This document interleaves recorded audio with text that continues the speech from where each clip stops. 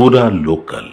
ఇవాళ చంద్రబాబు నాయుడు గారు మన గోదావరిని దోపిడీ చేసుకొని దొంగదారిన తరలించకపోవడానికి ప్రయత్నం చేస్తుంటే బీజేపీ నాయకులు మాట్లాడకపోతే తెలంగాణ ప్రజలు మిమ్మల్ని ఎన్నటికి కూడా క్షమించరు. ఈ విషయాన్ని కూడా మీరు గమనంలోకి పెట్టుకోవాలి. తక్షణమే కిషన్ రెడ్డి గారు బనకచెర్ల ప్రాజెక్టుని ఆపించాలని కూడా ఈ సందర్భంగా నేను డిమాండ్ చేస్తున్నా.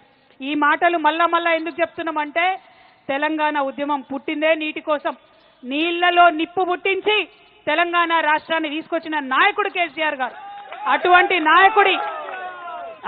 నాయకుడి నీడను కూడా ముట్టుకునే అర్హత రేవంత్ రెడ్డి గారికి లేదు.